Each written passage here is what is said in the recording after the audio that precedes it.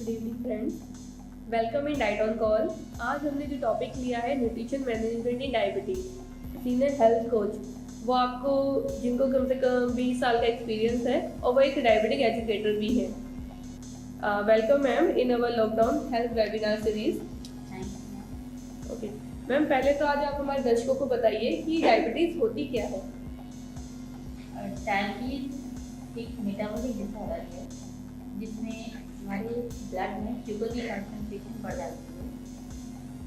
Sugar वो जो भी हम फूड खाते हैं उसका एंड प्रोडक्ट शुगर होता है, जिससे हमें एनर्जी मिलती है।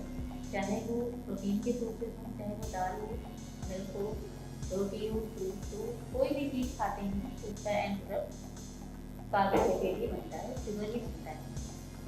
तो वैसे तो सभी लोग लगभग अपनी अपनी भूख के अकॉर्डिंग खाना खाते हैं और नॉर्मली शुगर बनता है, लेकिन कभी कभी होता क्या है कि कुछ कारणों से ब्लड में शुगर की कंसंट्रेशन बढ़ जाती है। वो कारण भी डिस्कस करेंगे।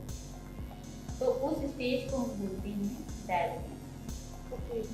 डायबिटीज के 3 टाइप होते हैं, मेनली 3 टाइप्स की डायबिटीज देखी जाती है। टाइप 1 डायबिटीज जो कि बच्चों में होती है, और बच्चों में कहने का मतलब है कि मतलब 6 मंथ में भी हो सकती है, 2 साल में भी हो सकती है, 15 साल में भी हो सकती है।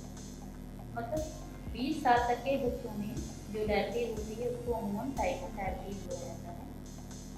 दूसरी होती है टाइप 2 डायबिटीज जो कि अडल्ट में होती है, अमूमन एडल्ट में भी देखी जाती है। थर्ड टाइप की डायबिटीज जो होती है वो ड्यूरिंग प्रेगनेंसी होती है, जिसको बोलते हैं जेस्टेशनल डायबिटीज, जो कि आफ्टर डिलीवरी डिसअपियर हो जाती है। मैम, तो अगर किसी को डायबिटीज हो गई है तो वो कैसे पहचानेगा कि उसको डायबिटीज हो गई है? मीन्स क्या लक्षण होंगे कि वो ब्लड शुगर टेस्ट कराएगा? बहुत अच्छा सवाल है ये कि अगर सर्वे किया जाए तो बहुत सारे लोग ऐसे निकलेंगे जिनको डायबिटीज होगी या बॉर्डर लाइन होगी, जिनको पता ही नहीं है कि उसको डायबिटीज है, क्योंकि इसके कोई ऐसे सिम्टम्स नहीं होते हैं कि लोग रश में हॉस्पिटल की तरफ भागें, क्योंकि इसके सिम्टम्स कॉमन सिम्टम्स होते हैं जो कि कभी कभी हम लोग इग्नोर भी कर देते हैं, ध्यान नहीं देते हैं। लेकिन अगर क्लोजली वॉच करें तो वो सिम्टम्स के बेसिस पे हम डायबिटीज को डायग्नोज भी कर सकते हैं। जैसे सिम्टम्स होते हैं frequent urination, frequently hunger feel करना कि अभी खाना खाया है और फिर 1 दिन के बाद नहीं करते हैं, फ्रीक्वेंटली थर्स्ट, प्यास बार बार लग रही है, सडनली वेट लॉस हो गया। वैसे तो वेट लॉस के सब लोग ट्राई करते रहते हैं, बट बिना किसी रीज़न के वेट लॉस, मतलब आपने डाइट में कोई चेंजेस नहीं किए, आपने कोई अपनी फिजिकल एक्टिविटी नहीं बढ़ाई और सडनली वेट लॉस हो गया, तो वो डायबिटीज की वजह से हो सकता है। और हेडेक हो जाता है कभी कभी, अलग अलग लोगों में अलग अलग सिम्टम्स आते हैं। डिहाइड्रेशन कभी कभी हो जाता है, कभी कभी लोगों को ब्लड विजन होते हैं, धुंधला दिखाई देता है, तो लोग शुगर चेक कराते हैं तो पता लगता है कि डायबिटीज है। बहुत सारे ऐसे सिम्टम्स होते हैं। अगर ऐसे सिम्टम्स किसी को दिख रहे हैं, फील कर रहे हैं, तो उनको अपने पास आस पास की क्लिनिक में या कोई हॉस्पिटल हो वहाँ पर जाकर के ब्लड शुगर टेस्ट कराएं। और ब्लड शुगर टेस्ट रैंडमली कराएंगे तो उसमें जो रीडिंग आती है उसको पहचानना बहुत मुश्किल है। रैंडमली जब आपको फ्रिक्वेंटली आपने कैच किए हैं ये सिम्टम्स, तो आपको चेक तो कराना ही है, बट डायग्नोसिस पर्पज से अगर आप चेक करा रहे हैं तो आपको ब्लड शुगर, फास्टिंग और बीपी ये दोनों ही कराने चाहिए। और साथ में एक कंफर्मेशन टेस्ट के लिए होता है HbA1c, जिसको ग्लाइकोप्रोटीन कहते हैं, वो भी एक टेस्ट होता है, वो भी ज़रूर कराना चाहिए। अगर पर्सन का शुगर, फास्टिंग शुगर 120 से ज़्यादा आ रहा है और पीपी शुगर मतलब खाना खाने के 2 घंटे के बाद का शुगर अगर 160 से ज़्यादा आ रहा है तो उसको डॉक्टर से कंसल्ट करना चाहिए। ये सिम्टम्स के बेसिस पे आप अपने शुगर चेक कराएं, और जितनी जल्दी आप डॉक्टर से कंसल्ट करेंगे, ट्रीटमेंट लेंगे, उतना ही आपके बाकी ऑर्गन सेफ होते हैं। मैम जो भी आपने बताया HbA1c टेस्ट है, वो मतलब क्या होता है टेस्ट? HbA1c टेस्ट जो होता है ये 3 मंथ्स का एवरेज शुगर बताता है। ठीक। जैसे कि आपका लास्ट 3 मंथ्स में आपका लास्ट 3 मंथ से शुगर कैसा रहा है। अगर HbA1c आपका रेंज से ज़्यादा आ रहा है, इसका मतलब है कि आपका लास्ट 3 मंथ से शुगर बढ़ा हुआ है, आपने उसको कैच नहीं कर पाया, आपने ध्यान नहीं दिया, तो उसी के बेसिस पर डॉक्टर अपना ट्रीटमेंट बताते हैं कि कितनी जल्दी शुगर कवर करना है, कितना कवर करना है। ये तीनों टेस्ट के बेसिस पे ही ट्रीटमेंट प्लान किया जाता है। तो मैम इससे आइडिया लग जाता है कि हाँ हमारा पिछले 3 महीने से शुगर बढ़ा हुआ आ रहा था। Exactly. ओके, ठीक है। मैम जैसे कि आपने बताया कि डायबिटीज़ 3 अलग अलग टाइप की होती है, तो आप हमारे दर्शकों को थोड़ा सा डिटेल में बताएंगे कि टाइप 1 डायबिटीज़, टाइप 2 डायबिटीज़, आपने जेस्टेशनल डायबिटीज़ जो बताया है, तो ये किन लोगों में और किन क्यों हो जाती है? देखिए डायबिटीज़ जो देखते हैं, टाइप 1 डायबिटीज़ जैसा कि हमने बताया कि बच्चों में होती है। तो बच्चों में भी जैसे कि आजकल देखा जाता है बच्चों में भी बच्चे फास्ट फूड खाते हैं, बच्चे फ्रिक्वेंटली खाना खाते हैं, तो सिम्टम्स तो लगभग दोनों में ही सेम होते हैं, चाहे वो टाइप 1 हो चाहे वो टाइप 2 हो। दोनों में से कोई भी डायबिटीज़ हो, सिम्टम्स लगभग सेम ही होते हैं। लेकिन हाँ, टाइप 1 डायबिटीज़ होती है वो बच्चों में होती है। तो बच्चों में जैसे कि हमने बताया कि आपको 20 साल से कम की उम्र के बच्चों में ये देखी जाती है, इसको जुवेनाइल डायबिटीज़ भी बोलते हैं। इसमें क्या होता है कि ये इसमें पेनक्रियास की बीटा सेल्स होती हैं जिससे इंसुलिन हार्मोन बनता है। तो कभी कभी क्या होता है किसी रीज़न से पेनक्रियास की बीटा सेल्स काम नहीं करती हैं या काम बहुत कम कर रही हैं, जिसकी वजह से इंसुलिन या तो बिल्कुल नहीं बन रहा है या बहुत कम मात्रा में बन रहा है, जिसकी वजह से बच्चा जो भी चीज़ें खा रहा है उससे जो शुगर प्रोड्यूस हो रहा है वो उसका ब्लड में ही पड़ा है, तो जिसकी वजह से डायबिटीज़ हो जाती है। कभी कभी होता है कि डायबिटीज़ हो जाता है या कोई इन्फेक्शन हो, वायरल इन्फेक्शन की वजह से भी कभी कभी बीटा सेल्स डैमेज हो जाती हैं, तो उससे भी हो जाता है। ऐसे रीजंस हैं जिनकी वजह से डायबिटीज़ बच्चों में हो जाती है, जिसको टाइप 1 में जुवेनाइल डायबिटीज़ बोलते हैं। और ये टोटल इंसुलिन डिपेंडेंट होती है, इसमें मेडिसिन का रोल नहीं होता, ओरल मेडिसिन का रोल नहीं होता, ये इंसुलिन डिपेंडेंट डायबिटीज़ होती है। इसमें बच्चे को जिस दिन से उसको डायग्नोस हुआ है उसी दिन से उसको इंसुलिन पर ही रहना होता है, क्योंकि सिंपल सी चीज़ है कि अगर इंसुलिन हार्मोन की कमी में, इंसुलिन क्या होता है कि इंसुलिन एक हार्मोन होता है जिससे ब्लड शुगर कंट्रोल होता है। तो जब बीटा सेल्स काम नहीं कर रही हैं तो इंसुलिन नहीं बनेगा, और अगर इंसुलिन नहीं बनेगा तो जो ब्लड में शुगर है वो यूज़ नहीं होगा, वो एनर्जी में कन्वर्ट नहीं होगा।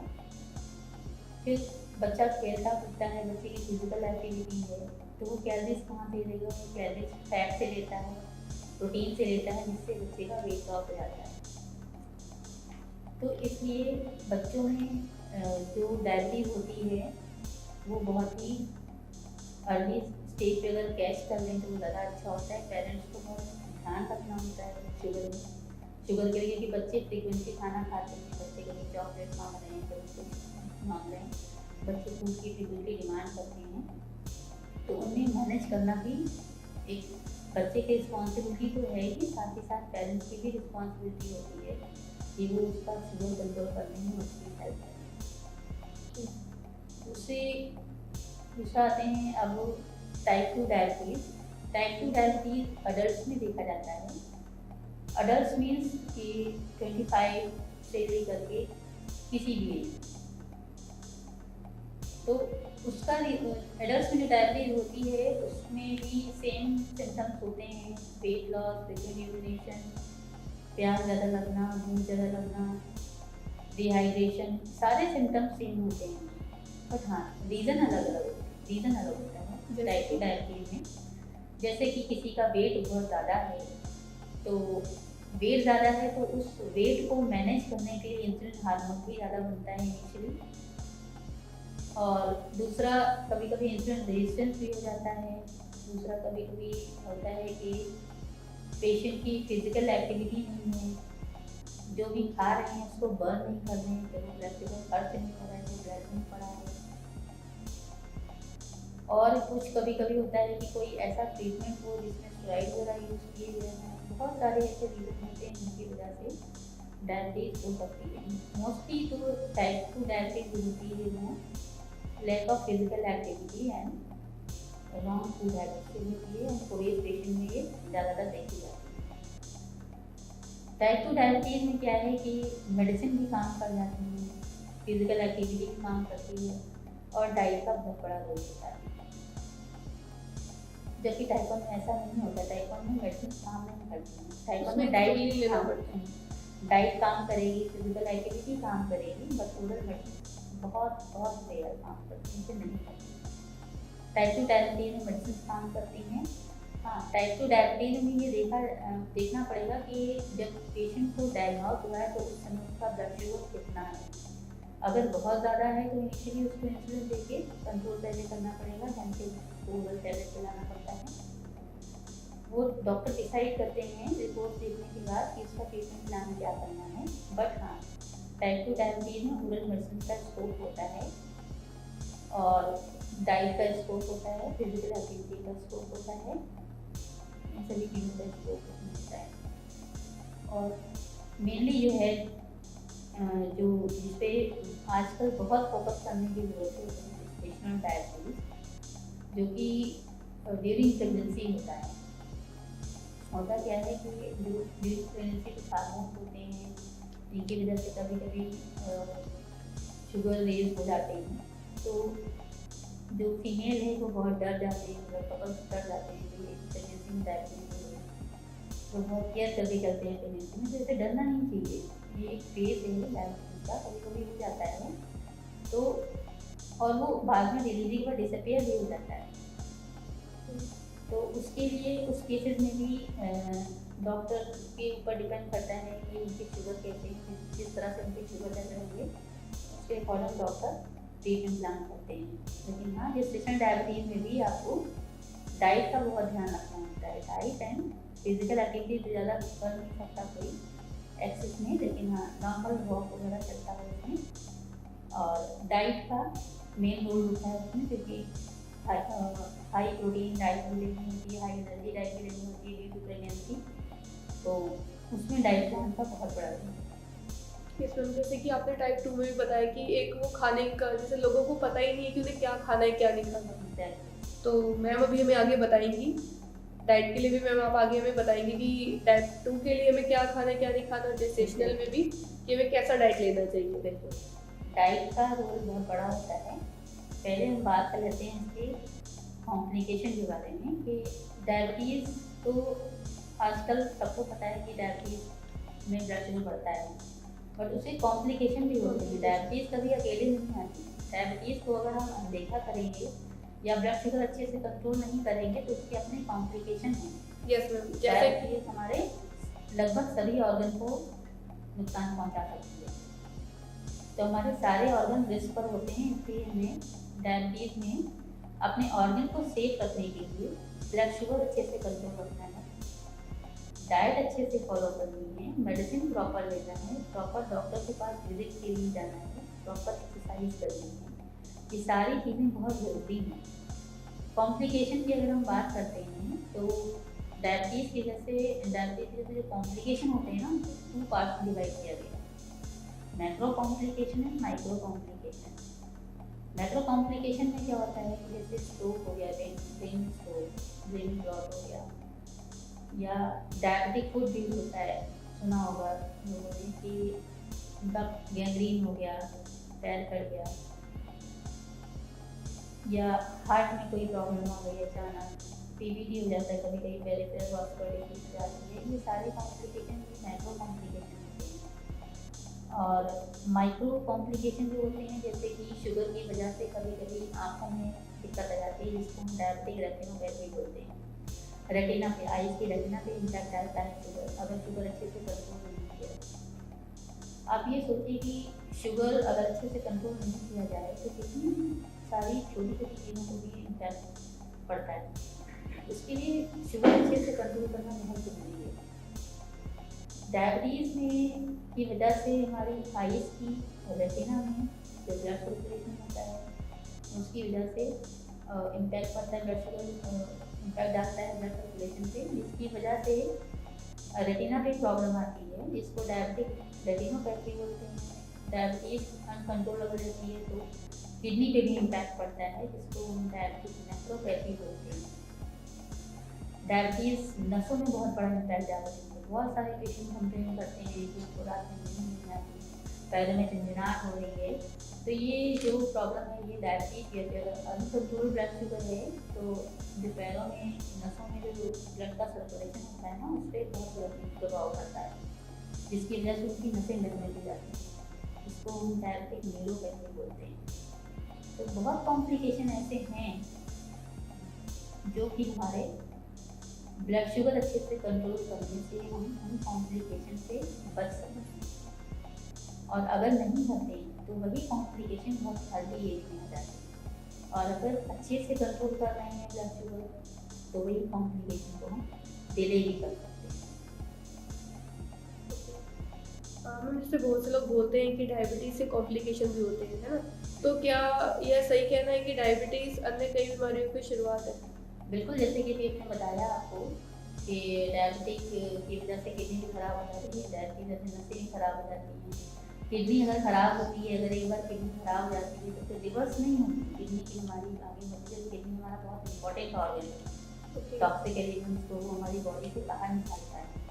तो अब आप ये सोचिए कि अगर शुगर नहीं कंट्रोल किया तो एक हमारा important organ eyes, heart, brain, kidney, nerve, सारी चीज़ें रिस्क पर हैं। सारी चीज़ें जितने भी ऑर्गन हमारे में हैं ये सारे के सारे रिस्क पर हैं। अगर नहीं कंट्रोल करेंगे तो ये डिजीज आ सकती हैं। और फिर अगर अच्छे से कंट्रोल कर लेंगे तो ये डिजीज को डिले कर सकते हैं। कॉम्प्लिकेशंस को डिले करना पेशेंट के अपने हाथ में होता है, जिसमें वो डाइट पे ध्यान रखे, डाइट पे ध्यान रखिए, ट्रीटमेंट प्रॉपर। ऐसा नहीं है कि एक बार डॉक्टर को दिखाने चले गए दोबारा नहीं है, प्रॉपर चेकअप करिए, ब्लड शुगर मॉनिटरिंग करिए। बहुत सारे पैरामीटर्स हैं जिनकी वजह से शुगर अच्छे से कंट्रोल कर सकते हैं, उनको डोज वॉच करके। ओके। तो मैम आप हमारे दर्शकों को, जैसे कि आपने बताया कि डायबिटीज़ एक मेटाबॉलिक डिसऑर्डर है और इसके कॉम्प्लिकेशन भी हैं, तो हमें इसके मैनेजमेंट को जानना पड़ेगा कि हमें इसको मैनेज करने के लिए मतलब किन किन चीज़ों का ध्यान में रखना चाहिए। एग्जैक्टली, डायबिटीज को पर्सन को ये चाहिए कि डायबिटीज को वो एक टेबल समझें। एक टेबल है, जैसे टेबल के 4 पैर होते हैं उसी तरह डायबिटीज के ट्रीटमेंट के भी 4 पैर हैं। सबसे पहला और इम्पोर्टेंट होता है मेडिसिन ट्रीटमेंट, जो कि मेडिकल ट्रीटमेंट है जिसमें मेडिसिन प्रिस्क्राइब होती है, इंजेक्शन प्रिस्क्राइब होता है। जो भी ट्रीटमेंट डॉक्टर ने आपका प्लान किया है उसको प्रॉपर लेना है, ऑन टाइम लेना है, कोई डोजेस चेंज नहीं करनी है बिना डॉक्टर की सलाह के। और दूसरा होता है मेन डाइट। डाइट का इम्पॉर्टेंट इतना रोल क्यों है, क्योंकि जो भी चीज़ें खाएंगे, चाहे वो दाल खाएं, चाहे वो कोई भी चीज़ खाएं, दूध खाएं, कोई भी चीज़ लेंगे तो उससे शुगर बनेगा। तो अगर डाइट में कंट्रोल नहीं करेंगे तो वो शुगर उसी रफ्तार से बनता रहेगा। तो मेडिसिन का भी अपना एक एरिया है कि मेडिसिन कितना शुगर कवर कर पाएगी। अगर मेडिसिन की अपनी स्ट्रेंथ है कि वो उसने 200 शुगर कवर करना है या 150 करना है, और अगर डाइट में परहेज नहीं है, आप डाइट अनकंट्रोल ले रहे हैं तो वो तो ज़्यादा शुगर प्रोड्यूस करेगा, तो फिर मेडिसिन को कंट्रोल कैसे करेगा? फिर अल्टीमेटली डॉक्टर को डोजेज बढ़ानी पड़ेंगी। तो उससे बेटर है कि डाइट कंट्रोल हो। जिस तरह से डाइटिशियन ने आपको डाइट प्रिस्क्राइब की है वो डाइट आप रेगुलर लें।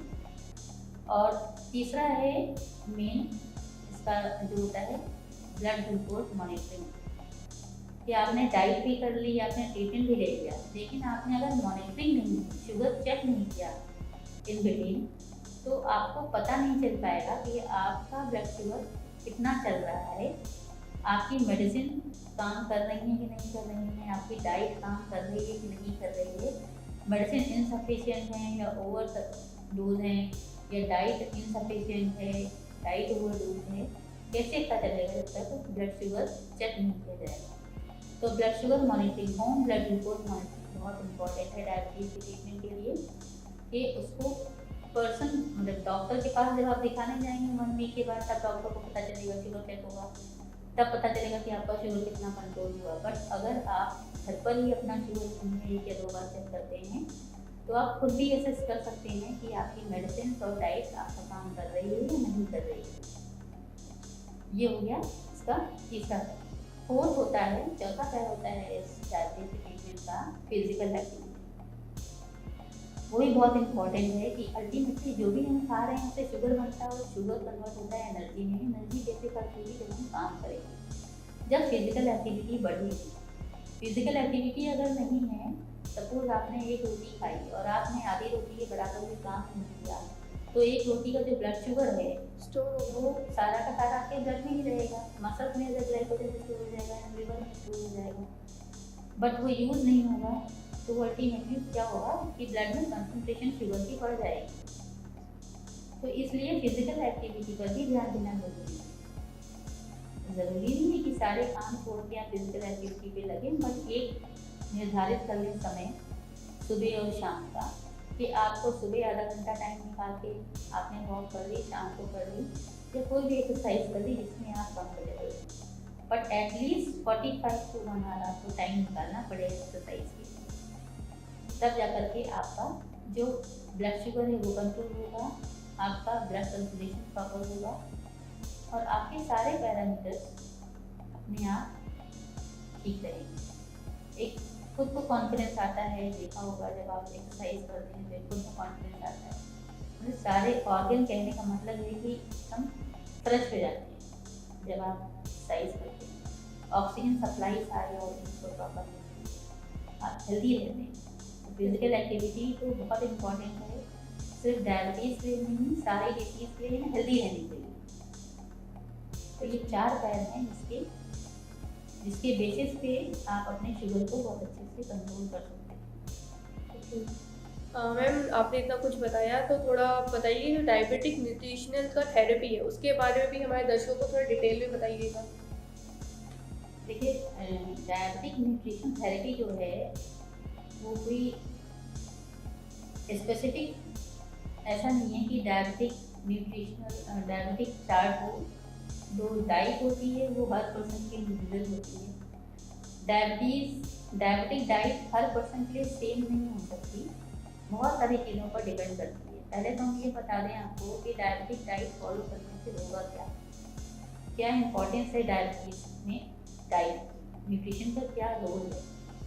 अगर आप proper nutrition, balance nutrition during diabetes लेते हैं तो आपका ब्लड शुगर अच्छे से कंट्रोल होता है, और अगर ब्लड शुगर अच्छे से कंट्रोल होता है तो डायबिटीज से होने वाले कॉम्प्लिकेशन काफ़ी हद तक अपने आप डिले हो जाते हैं, क्योंकि आपके सारे ऑर्गन सेफ हैं। जब आपका ब्लड शुगर एक्स्ट्रा नहीं होगा ब्लड में, तो सारे ऑर्गन सेफ रहेंगे, सब अपने अपना ठीक से काम करेंगे, उनको कोई डिस्टर्बेंस नहीं होगी, तो उन कॉम्प्लिकेशंस को हम डिले कर सकते हैं।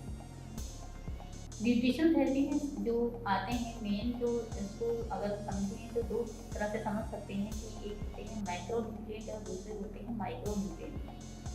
मैक्रो न्यूट्रिएंट की अगर बात करते हैं मैक्रो में, तो होते हैं जैसे एनर्जी है, कार्बोहाइड्रेट है, फैट है, प्रोटीन है, इनका बहुत रोल होता है, ज़्यादा क्वान्टिटी में हम अपनी बॉडी में यूज़ करते हैं। तो मैक्रो न्यूट्रिएंट में अगर हम बात करें तो हम देखते हैं एनर्जी की।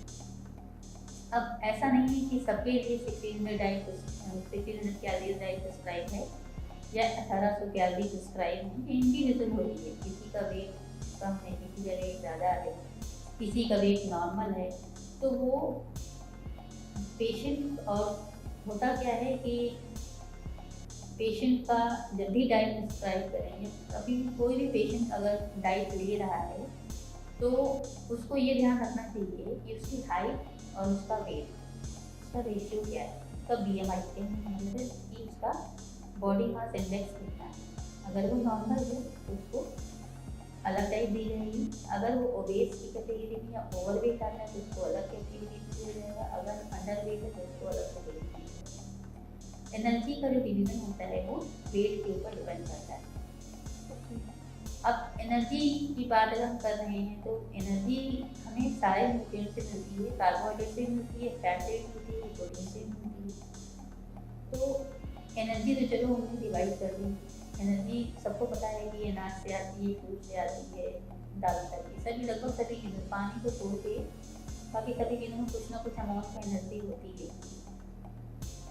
तो अब जैसे कि ये डिवाइड करना होता है, ये देखना ज़्यादा ज़रूरी है कि कितना परसेंट एनर्जी का आप फैट से लें, कितना परसेंट आपको प्रोटीन से लेना है, कितना परसेंट आपको कार्ब से लेना है। ये डिपेंड करता है पर्सन की बॉडी कंपोजिशन पे। किसी पर्सन की बॉडी में फैट कंटेंट ज़्यादा है, प्रोटीन ज़्यादा है या ओवरवेट है, तो उस हिसाब से सारे न्यूट्रिएंट वेरी करते हैं। बेसिकली जो हम लोग डाइट बताते हैं, जो नॉर्मल पर्सन को पता होना चाहिए, वो ये कि कार्बोहाइड्रेट जो कि एनर्जी का मेन सोर्स है, हमारी इंडियन डाइट जो होती है वो कार्ब बेस्ड है। अनाज के ऊपर हम डिपेंड काफ़ी हद तक रहते हैं। तो हमारा ये जानना ज़रूरी है कि जो हम कार्बोहाइड्रेट लें वो सिंपल कार्बोहाइड्रेट ना लें। सिंपल मतलब कि अनाज का कोई भी पीस जितना ज़्यादा बारीक होता जाएगा उसमें उसका ग्लाइसेमिक रेस्पॉन्स, मोटे तौर पे अगर कहें तो उसमें शुगर कंटेंट उतना ज़्यादा बढ़ता जाएगा। जितना ज़्यादा बारीक अनाज, पतला अनाज लेंगे उतना उसका शुगर रिस्पॉन्स बढ़ेगा। तो सिंपल शुगर नहीं लेना चाहिए। सिंपल शुगर जैसे कि मैदा हो गया, मैदा के बिस्किट हो गए, मैदा के ब्रेड हो गई, पोटैटो हो गया या फ्रूट्स हो गए, फ्रूट जूसेस हो गए। फ्रूट तो चलो फाइबर होता है, फ्रूट जूसेस हो गए, इस टाइप की चीज़ें थोड़ी अवॉइड करनी चाहिए। कॉम्प्लेक्स कार्ब्स पे फोकस करना चाहिए जिसमें कि फाइबर भी हो और कार्बोहाइड्रेट भी। कॉम्प्लेक्स का मतलब ही होता है, कॉम्प्लेक्स की मीनिंग से ही समझ लेते हैं कि इसमें इसको समझना कोई आसान नहीं है। बोलते हैं ना ये चीज़ बहुत कॉम्प्लेक्स है, मतलब बहुत टफ। तो टफ तो नहीं है, ये बहुत इजी है। इसमें क्या है कि आप जो भी चीज़ें लें ये ध्यान रखना है कि उसमें रेशा होना चाहिए, मतलब फाइबर होना चाहिए। कॉम्प्लेक्स कार्ब्स का मतलब है कि आप जो भी कार्ब्स ले रहे हैं उसमें फाइबर कंटेंट होना चाहिए। जैसे कि इसके एग्जाम्पल हैं साबुत अनाज। साबुत अनाज में जैसे कि जौ हो गया, जौ में फाइबर कंटेंट ज़्यादा होता है। गेहूँ हो गया, बाजरा हो गया, ज्वार हो गया, रागी हो गया, ये सारी चीज़ें हाई फाइबर में काउंट होती हैं। अब जो भी चीज़ें अब खाते तो गेहूँ की रोटी है, रोज़ रोज़ कोई ज्वार बाजरा तो खाता नहीं है, रोज़ रोज़ कोई रागी भी नहीं खा सकता। तो ये सबसे अच्छा उपाय है कि आप अनाज को मिक्स करके खाएं। 2-3 अनाज को मिक्स कर दें, जैसे कि गेहूँ, रागी और जौ, और थोड़ा सा उसमें प्रोटीन भी ऐड कर दें, जैसे चना, काला चना ऐड कर दें या सोयाबीन ऐड कर दें, तो थोड़ा प्रोटीन भी हो जाता है। तो इस तरह से करके हम अपने गेहूँ के आटे को थोड़ा सा कॉम्प्लेक्स बना सकते हैं। तो उससे क्या होता है, उससे फ़ायदा ये होता है कि जो भी रोटी से शुगर मिलेगी वो ब्लड में धीरे धीरे डिजॉल्व होगा, जिससे कि शुगर एकदम से नहीं मिलेगी। जैसे जैसे काम करते जाएंगे वैसे वैसे शुगर मिलती जाएगी। तो कॉम्प्लेक्स कार्ब्स के और भी एग्जाम्पल हैं, जैसे आपने स्प्राउट्स ले लीजिए या दालें ले ली, साबुत दालें ले ली, छिलके वाली दालें, फ्रूट्स ले ली, सलाद ले लिया। इस टाइप की चीज़ों में कॉम्प्लेक्स कार्बोहाइड्रेट होते हैं। दूसरा आते हैं प्रोटीन पे। प्रोटीन के लिए हम क्या करते हैं, वेजिटेरियन है तो आपके पास सोर्सेज है दाल, स्प्राउट्स, पनीर, ये सोर्सेज आपके पास, या टोफू भी ले सकते हैं, टोफू भी प्रोटीन का सोर्स है, ये ऑप्शन होते हैं। बट डायबिटिक पेशेंट के लिए क्या चाहिए कि डायबिटिक पेशेंट जो भी प्रोटीन ले रहा है वो कोशिश करे कि उसमें फाइबर भी ऐड हो। जैसे कि अगर दालें खा रहे हैं तो आप राजमा, काले चने, साबुत मसूर, साबुत मूंग, वाइट चने, इस टाइप की चीज़ें, लोबिया, इस टाइप की चीज़ें यूज़ करें, जिससे कि आपको प्रोटीन भी मिलेगी और फाइबर भी मिलेगा।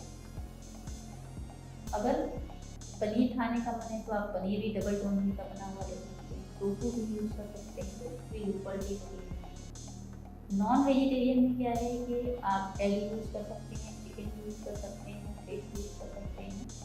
ऑर्गन भी थोड़ा सा अवॉइड करना पड़ता है, और एग का येलो पार्ट थोड़ा कोलेस्ट्रॉल ज़्यादा है, हमको येलो पार्ट भी अवॉइड करना चाहिए। इसीलिए हमने कहा कि डाइट इंडिविजुअल है, डाइट फिक्स नहीं होती। एक पर्सन के लिए डाइट ऐसा नहीं कि सबके लिए भी डाइट फॉलो होगी, अलग अलग होती है, क्योंकि डायबिटीज़ के साथ कोमॉर्बिडिटी भी हो सकती है। हो सकता है उस पेशेंट का कोलेस्ट्रॉल ज़्यादा हो सकता है उस पेशेंट का क्रिएटिनिन लेवल कुछ बढ़ा हुआ हो, कोई ब्लड प्रेशर हो, कोई भी और अगर उसके साथ बीमारी जुड़ी हुई है तो उसके अकॉर्डिंगली डाइट में परहेज करना होता है। तो डाइट इंडिविजुअल होती है। अब आते हैं फैट पे। फैट को लोग बड़ा सोचते हैं, फैट को कि फैट बिल्कुल नहीं लेना चाहिए, फैट बहुत ख़राब चीज़ है, जबकि ऐसा नहीं है। एक्सेस में तो कोई भी चीज़ खराब होती है। अगर आप ज़रूरत से ज़्यादा अनाज खाएंगे तो भी आपका पेट खराब हो जाता है। तो लिमिटेड क्वांटिटी में सारी चीज़ें लेनी चाहिए। हर चीज़ का अपना डाइट में रोल है। जैसे कि अगर आप फैट लेते हैं तो डायबिटिक पेशेंट को फैट में क्या है कि सैचुरेटेड फैट थोड़ी कम लेनी चाहिए और ट्रांस फैट अवॉइड करनी चाहिए, जिससे कि वो नुकसान करेंगे। अगर कोलेस्ट्रॉल बढ़ा हुआ है तो नुकसान कर सकता है। फोकस करना चाहिए उनको कि जैसे उन्होंने मुफान कोपा और मॉलिक मोनोअनसैचुरेटेड फैटी एसिड कोपा मोटे तौर पे अगर होते हैं तो उनको जैसे ऑयल में soybean oil, canola oil, rice bran oil, olive oil, ये सारी चीज़ें यूज़ करनी चाहिए, बजाय कि वो पूरा खाना अपना देसी घी में बनाए। ऐसा नहीं करना चाहिए। देसी घी कोई दुश्मन नहीं है, देसी घी ले सकते हैं, लेकिन डिपेंड करता है कि आपके लिपिड पैरामीटर्स कितने हैं और बाकी सारी चीज़ों में आप फैट कंटेंट कितना ले रहे हैं। तो उसके लिए इंडिविजुअल ये है कि डाइट काउंसलिंग होती है, उनके पैरामीटर्स पे डिपेंड करते हैं। तो मोटे तौर पे अगर देखा जाए तो ओमेगा 3 फैटी एसिड्स लेने चाहिए पेशेंट को, क्योंकि वो डायबिटीज़ में काफ़ी हेल्प करते हैं, हार्ट हेल्दी होते हैं और कोपा एंड मोपा ये हार्ट के लिए हेल्दी होते हैं। तो इन चीज़ों को ध्यान में रखते हुए डायबिटिक पेशेंट को फैट कंटेंट यूज़ करना चाहिए। वैसे इन जनरल अगर देखें तो वो भी इन जनरल भी बता देंगे कि क्या क्या चीज़ें कैसे कैसे फॉलो होती हैं, बट इन चीज़ों का खास ध्यान रखना है कि ये माइक्रोन्यूट्रिएंट्स को बहुत ध्यान में रखते हुए अपनी डाइट में शामिल करना चाहिए। अब बात करते हैं फाइबर की। फाइबर बहुत ज़रूरी है, क्योंकि अगर फाइबर डाइट में नहीं होगा तो शुगर रिस्पॉन्स बढ़ जाता है, वेट बढ़ने लगता है, कॉन्स्टिपेशन भी हो सकता है, बहुत सारी और प्रॉब्लम हो सकती हैं। तो फाइबर के लिए आपको सलाद है, वेजिटेबल्स है, स्प्राउट्स हैं, ऐसी चीज़ें अपनी डाइट में जरूर शामिल करनी चाहिए। अब आते हैं, बात करते हैं माइक्रो न्यूट्रिएंट की, जिनकी ज़रूरत हमारी बॉडी में बहुत कम होती है, बट वो बहुत इंपॉर्टेंट रोल प्ले करते हैं। जैसे कि विटामिन डी हो गया, विटामिन ए हो गया, विटामिन सी हो गया, जिंक हो गया, सेलेनियम हो गया, क्रोमियम हो गया। ये सभी चीज़ें हमारे अलग अलग ऑर्गन को स्ट्रॉन्ग बनाती हैं, अलग अलग उनके फंक्शन होते हैं। तो डायबिटिक पेशेंट को मेनली जिंक, क्रोमियम, सेलेनियम अपनी डाइट में ज़रूर लेनी चाहिए। इससे क्या होता है कि इनका जो मेटाबॉलिक रेट होता है वो हाई रहता है, जिससे उनकी कैलोरीज को बर्न करने की कैपेसिटी बढ़ती है, जिससे उनका वेट नहीं बढ़ता, वेट जल्दी नहीं बढ़ता। और वो फिजिकल एक्टिविटी करेंगे तो उनके अंदर स्ट्रेंथ भी आएगी, क्योंकि इनके सोर्सेज होते हैं वो बहुत बॉडी के लिए बहुत स्फूर्तिदायक होते हैं। तो इसलिए इन सब माइक्रो न्यूट्रिएंट्स के लिए लोगों को अपनी डाइट में, जैसे कि सीड्स हैं, फ्लैक्स सीड्स हैं, अलसी के बीज हैं, और ये तरबूज के बीज हैं, खरबूज के बीज हैं, ये सारी चीज़ें, चिया सीड्स हैं, एलमंड्स हैं, वॉलनट्स हैं, ये सारी चीज़ें अपनी डाइट में इंक्लूड करनी चाहिए, जिससे कि इनको माइक्रो न्यूट्रिएंट्स, इन चीज़ों का बहुत रोल है।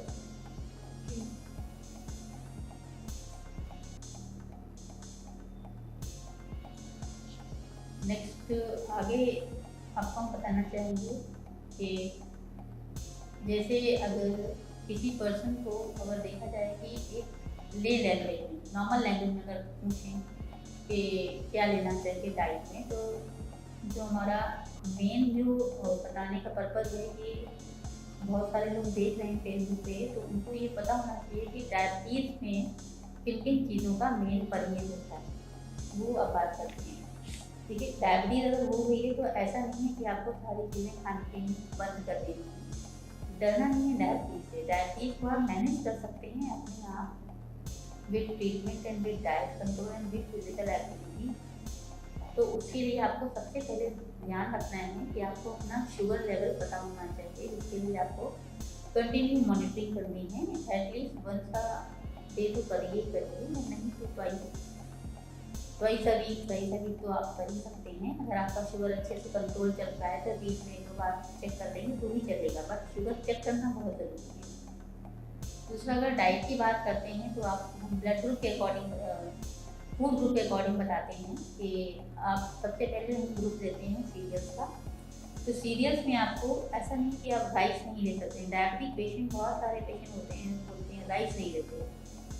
राइस ले सकते हैं, ऐसा नहीं कि राइस अलाउड नहीं है, राइस अलाउड है, बट अगर आप सब्जी चावल खा रहे हैं तो वो अलाउड नहीं है। अगर आप दाल चावल खा रहे हैं और सलाद के साथ खा रहे हैं तो ले सकते हैं। राइस में फाइबर कम होता है, इसलिए राइस लोग अवॉइड करते हैं। अगर आप राइस में फाइबर ऐड करते हैं, as a rajma, as a black chicken, as a salad, तो आप राइस को ले सकते हैं। अगर आप सैलेड या दाल वगैरह ऐड कर रहे हैं तो उससे क्या होता है कि जो राइस का ग्लाइसेमिक इंडेक्स है वो कम हो जाता है। राइस का जो शुगर एब्जॉर्प्शन रेट है वो स्लो हो जाता है। मतलब अगर 20 मिनट में राइस का शुगर ब्लड में जाना है, तो अगर आप दाल और सलाद के साथ ऐड कर रहे हैं तो वही शुगर आपका 20 मिनट के बजाय 1 घंटे तक धीरे धीरे डिजॉल्व होगा, जिससे आपका शुगर एकदम से नहीं बढ़ेगा, धीरे धीरे करके बढ़ेगा और आप अपना धीरे धीरे उसको काम करके खर्च कर सकते हैं, तो आपके शुगर रेज नहीं होते। दूसरा, आपको इंक्लूड क्या करना है अपने डाइट में, आप जो आटा लेते हैं, रोटी हमारा बेसिक फूड है। अगर आप रोटी ले रहे हैं तो आप मिक्स आटे की रोटी खाएं। मिक्स आटे में जैसा कि मैंने बताया, आप रागी, जौ, गेहूँ और चना या सोयाबीन दोनों में से कोई एक चीज़ ये ऐड कर लीजिए। इसको ऐड करके आप पिसवा लीजिए और सब एक प्रोपोर्शन होता है, वो प्रोपोर्शन भी आपके बायोकेमिकल पैरामीटर्स पे डिपेंड करता है कि अगर आपको किडनी की प्रॉब्लम है तो फिर आपको चने और सोयाबीन ऐड नहीं करनी है, तो फिर आप केवल रागी, जौ और गेहूँ ही ले सकते हैं। जैसे 3 किलो आपने गेहूँ ले लिया, उसमें 1 किलो रागी और 1 किलो जौ ऐड कर लेंगे, तो उस आटे का ग्लाइसेमिक इंडेक्स कम हो जाता है, उसका जो शुगर रिस्पॉन्स होगा वो कम हो जाएगा, तो आप उस आटे की रोटी खाएंगे। दूसरा, आप जैसे आप बात करते हैं पल्सेस की, पल्सेस में जैसे बताया कि आपको राजमा, छोले, ये सारी चीज़ें, साबुत दाल, कोई भी साबुत दाल, लोबिया हो सकती है, चने हो सकते हैं, साबुत मूंग हो सकती है, साबुत मसूर हो सकती हैं, ये सारी दालों को प्रेफरेंस देना चाहिए। वॉश दालें भी ले सकते हैं, मना नहीं है वॉश दालें, बस प्रेफरेंस देनी चाहिए कि आप साबुत दालें खाएँ, होल पल्सेस खाएँ, उससे आपके डाइट में फाइबर कंटेंट बढ़ेगा। अब आते हैं फ्रूट्स पे। बहुत सारे लोग फ्रूट्स को अवॉइड करते हैं डायबिटीज में, जबकि ऐसा नहीं है, फ्रूट्स ले सकते हैं। हाँ, फ्रूट्स को लेने का टाइम होता है, फ्रूट्स को आप विद मील मत ऐड करके, खाने के साथ, किसी भी मील के साथ मत लीजिए, आइडली नहीं लेना चाहिए, क्योंकि आप ब्रेकफास्ट, लंच या डिनर जो भी मेजर मील ले रहे हैं उसमें सफिशिएंट कार्ब्स होते हैं। आप फ्रूट्स को in between as a snack use करिए, जिससे कि आपका शुगर नहीं बढ़ेगा, पीक्स नहीं होंगे शुगर के, क्योंकि फ्रूट्स शुगर का रिचेस्ट सोर्स होता है। बट हाँ, उसको लेना है क्योंकि उसमें फाइबर भी होता है, उससे शुगर एकदम शूट नहीं होगा, बट कैलोरीज तो उसमें भी होती हैं, इसलिए आपको उसको in between as a snack use करना है। फ्रूट्स में आप एप्पल, पपाया, गुआवा, नाशपाती, वाटरमेलन, शादामेलन, ये सारे फ्रूट्स ले सकते हैं। कुछ फ्रूट्स हैं जैसे मैंगो, लीची, चीकू, बनाना, ग्रेप, ये अवॉइड करने होते हैं, कम लेने होते हैं, रिस्ट्रिक्ट, मतलब ऐसा नहीं है बिल्कुल ले ही नहीं सकते, मैंगो का सीजन है मैंगो नहीं ले सकते। अगर आपका शुगर अनकंट्रोल है तो आप बिल्कुल अवॉइड करें। अगर आपका शुगर वेल कंट्रोल है और आप लेना चाहते हैं टेस्ट के लिए तो आप 100 ग्राम तक ले सकते हैं। बिल्कुल भी ऐसा नहीं है कि आपको मैंगो नहीं लेना है, बिल्कुल क्रॉस करना है, ऐसा नहीं है। वो डिपेंड करता है इंडिविजुअल शुगर्स पे कि आपके उसमें ब्लड शुगर लेवल कितने हैं और आप कौन से ट्रीटमेंट पर हैं। अब बात करते हैं, हाँ, फ्रूट जूसेस नहीं लेने हैं, क्योंकि फ्रूट जूसेस में क्या होता है कि शुगर की कंसनट्रेशन ज़्यादा होती है। जनरली लोग फास्ट रखते हैं तो क्या करते हैं, फ्रूट जूसेस लेते हैं, क्योंकि उनको क्विक कैलोरीज चाहिए होती है। फ्रूट क्या करते हैं, हमें क्विक कैलोरीज देते हैं, क्योंकि उसमें उनकी शुगर है। तो इसलिए हमें फ्रूट जूसेस यूज नहीं लेने हैं। फ्रूट्स यूज़ कर सकते हैं बट जूसेस, किसी भी फ्रूट का कोई जूस नहीं लेना है अनलेस आपका कोई फास्ट हो या कुछ हो। वैसे तो फास्ट अवॉइड करना होता है, फास्ट अलाउड ही नहीं है एप्लीकेशन को।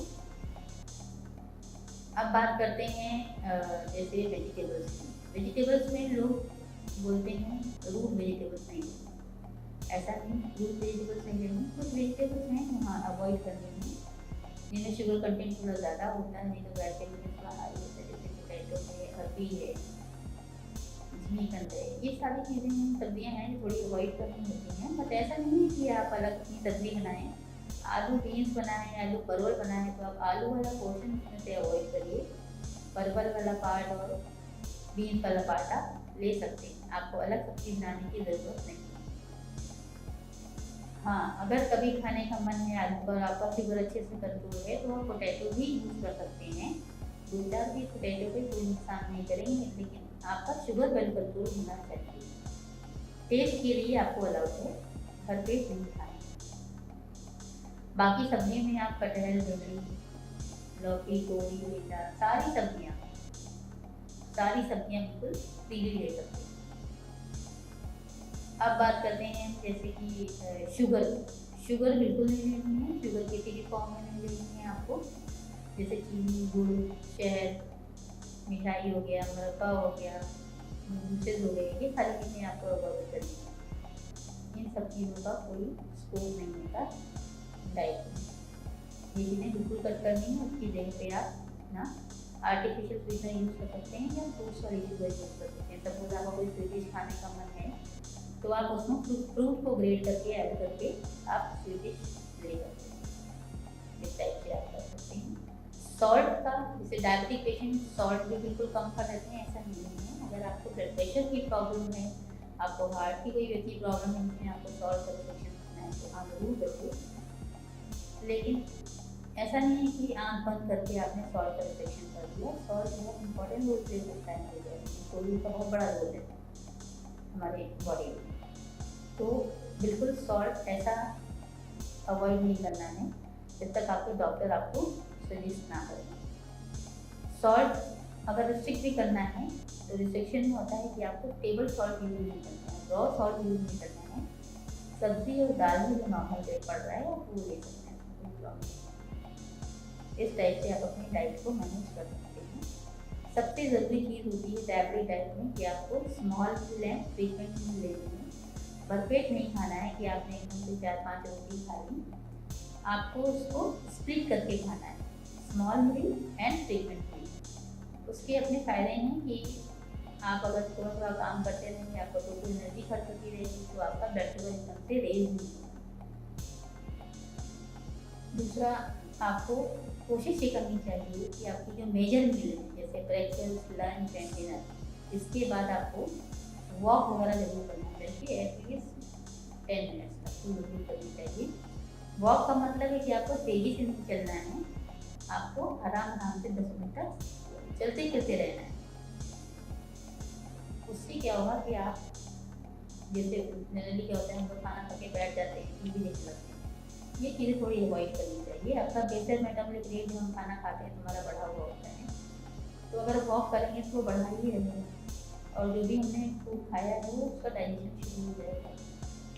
बहुत सारी चीज़ें ऐसी हैं छोटी छोटी सी, इनको हम ध्यान में रखें तो अच्छे से अपनी डायबिटीज को कवर कर सकते हैं, कंट्रोल कर सकते हैं, और अपने आप को भी हेल्दी रख सकते हैं। इस टाइप से आप अपनी डाइट में चेंजेस करके, थोड़ा सा मॉडिफाई करके अपने आप को हेल्दी और अपने कॉम्प्लिकेशंस को डील कर सकते हैं। जो भी डायबिटीज से कॉम्प्लिकेशन है उनको भी डिले कर सकते हैं। मैम जैसे काफ़ी लोग बोले दूध नहीं पी, डायबिटीज होती है तो कहते हैं नहीं दूध पीने को हमें मना करें, काफ़ी लोग बोलते हैं, तो इसमें कुछ है कि दूध नहीं पीना चाहिए डायबिटीज पेशेंट को? ऐसा नहीं है कि दूध नहीं पीना चाहिए, दूध का तो दूध नहीं चाहिए, दूध में उसमें लैक्टोज शुगर होती है, तो ये नहीं है कि आपको दूध नहीं पीना है, दूध पीना है, बट हाँ शुगर वगैरह ऐड मत करिए, उसमें हनी ऐड मत करिए, रुआवजा ऐड मत करिए, उससे शुगर बढ़ेगा। बट मिल्क से शुगर नहीं बनता, मिल्क में तो प्रोटीन भी होता है।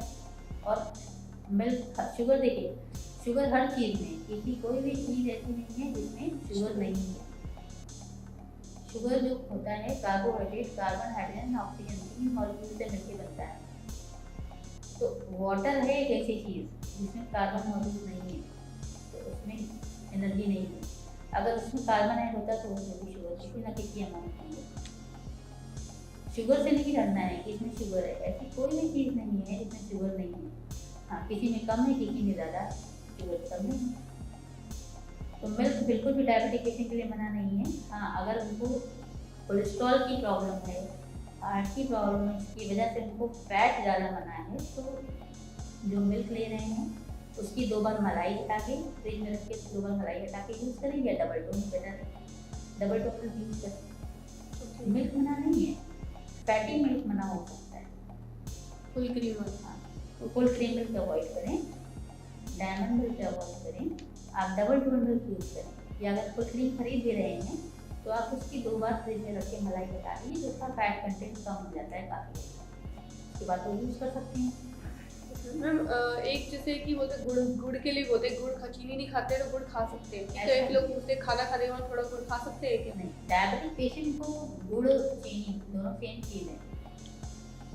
सुक्रोज शुगर उसमें भी होती है, इसमें भी होती है, ऐसा नहीं है। डायबिटीज और गुड़ दोनों एक ही ग्रुप, सेम ग्रुप के स्टफ्स हैं, तो दोनों चीज़ें अवॉइड करनी है, चाहे चीनी चाहे गुड़, दोनों में से कोई भी चीज़ डायबिटिक पेशेंट को नहीं लेना है। ओके। बहुत सारे पेशेंट होते हैं कि मूली भी नहीं खाते, शलगम भी नहीं खाते, डायबिटीज कि जड़ वाली है, मूली नहीं खानी, गाजर नहीं खानी। तो ऐसा नहीं है, आप मूली खा सकते हैं सलाद के फॉर्म में, मूली की सब्जी भी खा सकते हैं, शलगम भी खा सकते हैं सलाद के फॉर्म में, सब्जी के फॉर्म में। हाँ, गाजर में ये है कि गाजर में जब कुक करते हैं उसको सब्जी के फॉर्म में जो खाते हैं, तो उसका फाइबर थोड़ा वीक हो जाता है, तो गाजर आप एज सैलेड खा सकते हैं। और अगर एज सब्जी भी खाते हैं तो खा सकते हैं, उसमें थोड़ी सी प्रोटीन ऐड कर लें, लाइक मटर ऐड कर लें, गोभी ऐड कर लें, पत्ता गोभी ऐड कर लिया, थोड़ा सा फाइबर कंटेंट ऐड हो गया तो उसका ग्लाइसेमिक रिस्पॉन्स कम हो गया, तो आप गाजर की सब्जी भी खा सकते हैं। अगर आपने गाजर के साथ में मटर ऐड की, थोड़ा प्रोटीन ऐड हो गया, और अदर वेजिटेबल्स ऐड की लाइक बीन्स, कालीफ्लावर, कैबेज, तो उसमें थोड़ा फाइबर कंटेंट ऐड हो गया तो उसका ग्लाइसेमिक रिस्पॉन्स कम हो गया, तो आप सब्जी भी खा सकते हैं, ऐसा नहीं है। बट हाँ, पोटैटो एंड अरबी अवॉइड करनी चाहिए, बहुत कम लेनी चाहिए, या ऐसा भी कह सकते हैं कि ना के बराबर नहीं, कि इंडिविजुअल रिकमेंडेशन है। अगर आपका शुगर वेल कंट्रोल है, अगर आपका हफ्ते में का खाने का मन है तो आप खा सकते हैं, खा लीजिए और थोड़ा सा एक्स्ट्रा वॉक कर लीजिए, ताकि जो आपने एक्स्ट्रा कैलोरीज कर दी हैं वो आप कैसे बर्न करें, ऐसा कर सकते हैं। ठीक। मैम जैसे कि ड्राई फ्रूट, जैसे पूछते कि डायबिटीज वालों के ड्राई फ्रूट्स कौन से अच्छे रहते हैं?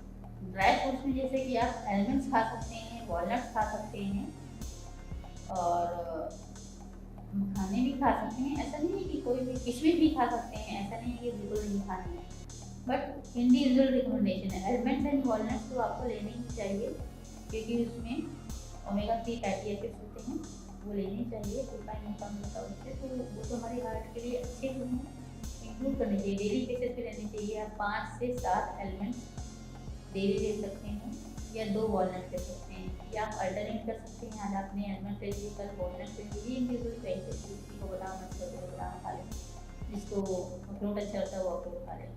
किशमिश भी खा सकते हैं, हाँ 4-5 किशमिश से ज़्यादा यूज़ नहीं करते, एक्सेस में नहीं करते। ओके। मैम जैसे बादाम कहते हैं भिगे हुए ज़्यादा फायदेमंद करते हैं या नॉर्मल में, तो कौन सा अच्छा रहता है खाने के लिए? देखिए, अगर आप उसको भिगो के खाते हैं तो देखिए, जो भी हमारे ड्राई फ्रूट आजकल अवेलेबल हैं, सबसे बेटर तो होता है एलमंड्स को, कि आप एलमंड्स की जो हार्ड शेल आती है, साबुत बादाम आते हैं ना, वो खाने चाहिए, क्योंकि जो भी फूड हैंडलिंग हो रही है, जहाँ से बादाम अपने लिए, बादाम की जो गुदी आजकल लोग कर लेते हैं, तो उसमें कंटेमिनेशन के चांसेस ज़्यादा होते हैं, क्योंकि आपको शॉपकीपर या जो भी पर्सन निकाल के आपको दे रहा है, वो उसकी फूड हैंडलिंग कैसे हुई है, किन हाथों से, कैसे हाथों से रखा है, किस जगह पे वो स्टोर किया गया है, तो उसमें बहुत सारे ऐसे ऑर्गेनिज्म हो सकते हैं या कोई कंटेमिनेशन हो सकता है, तो वो चीज़ें बेटर है कि ये आप उसको पहले रनिंग वाटर में वॉश करें, फिर आप उसको रात भर सोक करके रखें, फिर आप सुबह खा लें। वो ले सकते, ऐसे करके ले सकते हैं। इन्फेक्शन के पर्पज से भी। इन्फेक्शन के पर्पज साफ सफाई के पर्पज से। वैसे भी कोई ऐसे चीज़ हम खुली खरीद रहे हैं ना, उसको रनिंग वाटर में वॉश करके तभी लेनी चाहिए। क्योंकि चाहे अगर मान लीजिए कि बाहर से आप अच्छे से खरीद रहे हैं, आपने अपने घर में स्टोर किया उसको 15 डेज 20 डेज, आपने कभी किसी हाथ कोई हाथ से टच कर लिया, किसी हाथ से टच कर लिया, तो हो सकता है कभी कभी कि उसमें कोई कंटेमिनेशन हो गया हो। उस पॉइंट ऑफ व्यू से आपको अच्छे से वॉश करके चीज़ें लेनी चाहिए। और सोप कर देते हैं तो उसमें जो गंदगी जमा होती है, जो बाहर की चीज़ें हैं, वो सारी चीज़ें वॉश आउट हो जाती हैं, तो वो आपके लिए हेल्दी रहेगा। ओके, कि जैसा कि आपने देखा मैम ने हमें डायबिटीज़ के बारे में इतना कुछ इंफॉर्मेशन दी है कि हमें डायबिटीज़ कैसे होती है, किन लोगों में होती है, कितने प्रकार की होती है, उसका मैनेजमेंट कैसे किया जाता है, और मेन है कि जो डाइट का है कि आपको पता नहीं होता कि आपको कैसा खाना खाना है, कि कैसा, मतलब डायबिटीज़ वाले को ये नहीं पता उससे क्वांटिटी कितनी लेनी है ना। कि जैसे मैम ने बताया कि वो जितनी मेडिसिन ले रहा है उसके हिसाब से वो खाना खा रहा है, उससे ज़्यादा खा रहा है तो शुगर कंट्रोल नहीं हो पाती है। तो काफ़ी चीज़ें हैं जो शुगर को कंट्रोल करने के लिए जो मतलब ज़रूरी है, हमें ध्यान में रखनी चाहिए। तो थैंक यू मैम, आज आपने हमें इतनी नॉलेज दी डायबिटीज़ के बारे में। ऑडियंस का अगर कोई क्वेश्चन हो तो भी हम उसका आंसर कर सकते हैं। अगर कोई क्वेश्चन आ रहा है तो हम बता सकते हैं। कोई क्वेश्चन हो तो आप मैम से क्वेश्चन कर सकते हैं। दूसरी चीज़, एक और चीज़ हम ऐड करना चाहेंगे जो चीज़ थोड़ी मिस हो गई है। जैसे एक होता है ना कार्बोहाइड्रेट काउंटिंग, ये एक आप लोग अपने आप से भी ध्यान रख सकते हैं कि आप कैसे चीज़ों को किस टाइप से लें कि आपकी वो खुराक बन पाए, आपको पता चल पाए कि आपको इतना ही खाना है। ये कोई भी चीज़ हो, जैसे अनाज है, अगर आप आटा लेते हैं, रोटी खाते हैं, तो आपकी अपनी मुट्ठी, आपकी अपनी एक मुट्ठी, हर पर्सन की अपनी मुट्ठी, उसकी 1 सर्विंग होती है। वहाँ दाल, अगर आपने एक मुट्ठी आपने दाल ली है तो वो आपकी 1 सर्विंग है। आपको एक मुट्ठी दाल में वो जितनी भी कुक हो गई हो जाए, वो आपकी अपनी है, वो आपकी अपनी हिस्से की है, उसमें कोई डिवीजन नहीं करना। आप रोटी अगर ले रहे हैं, लंच में रोटी ले रहे हैं, तो आप अपनी 3 मुट्ठी नाप के आटा लीजिए, वो आपकी अनाज की 1 सर्विंग है। आप फ्रूट ले रहे हैं तो 1 मीडियम बाउल, 1 मीडियम, या आप मेजर भी कर सकते हैं, 100 to 150 ग्राम तक फ्रूट्स भी ले सकते हैं। या अगर एप्पल ले रहे हैं तो मीडियम साइज का 1 एप्पल, या मीडियम साइज का 1 ऑरेंज, या गुआवा मीडियम साइज का, ये आपकी फ्रूट्स की 1 सर्विंग है। एंड 200 ml मिल्क आपका रफली 1 सर्विंग होता है मिल्क, एंड 1 होल कर्ड। ये आपकी एक अप्रॉक्स वैल्यू है, जो कि जिनसे कि आप मेज़र कर सकते हैं कि आप अपने डाइट में इस तरह से चीज़ों को शामिल करेंगे। जैसे आपने ब्रेकफास्ट किया तो आपने 1 मुट्ठी आपने चने भिगो लिए, तो वो स्प्राउट जो है वो आपकी अपनी प्रोटीन की 1 सर्विंग आ गई। या अगर आप पनीर ले रहे हैं तो पनीर को 50 ग्राम आप पनीर ले लीजिए, वो आपकी 1 सर्विंग है प्रोटीन के पॉइंट ऑफ व्यू से।